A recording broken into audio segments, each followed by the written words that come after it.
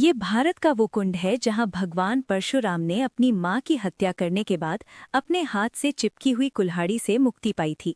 ये कहानी है महान ऋषि जमदग्नि और उनकी पत्नी पतिव्रता रेणुका की।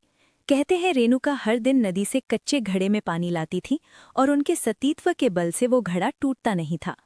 उनके 5 पुत्र थे, जिनमें सबसे छोटे थे विष्णु अवतार परशुराम। एक दिन रेणुका ने नदी में कुछ गंधर्वों, स्वर्ग के संगीतकार को जल क्रीड़ा करते देखा। उन्हें देखकर एक पल के लिए उनका मन मोह में पड़ गया और उसी क्षण उनके सतीत्व का बल टूटा और कच्चा घड़ा टूट गया। जब वो आश्रम लौटीं तो ऋषि जमदग्नि ने अपने योग बल से जान लिया कि उनका मन भटक गया था। वो इतने क्रोधित हुए कि उन्होंने अपने पुत्रों को आज्ञा दी, अपनी मां का वध कर दो।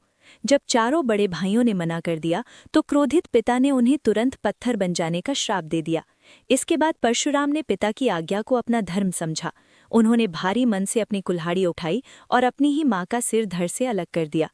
उनकी आज्ञाकारिता से प्रसन्न होकर जमदग्नि ने वरदान मांगने को कहा। परशुराम ने तुरंत अपनी मां को फिर से जीवित करने और साथ ही पत्थर बन चुके अपने चारों भाइयों को भी मुक्त करने का वर मांग लिया। सब फिर से जीवित हो गए, मानो कुछ हुआ ही ना हो। लेकिन कहानी यहीं खत्म नहीं हुई। मातृ हत्या का पाप उस कुल्हाड़ी पर एक दाग की तरह चिपक गया और वो उनके हाथ से अलग ही नहीं हो रही थी। उस पाप से मुक्ति पाने के लिए वो दर दर भटकते रहे, लेकिन कोई भी तीर्थ उस कुल्हाड़ी को छुड़ा नहीं सका। अंत में वो पहुंचे पूर्वी हिमालय की लोहित नदी के किनारे, और जैसे ही उन्होंने इस कुंड के जल को छुआ, चमत्कार हुआ। कुल्हाड़ी अपने आप उनके हाथ से छूट गई। यही पवित्र स्थान आज अरुणाचल प्रदेश में परशुराम कुंड के नाम से जाना जाता है।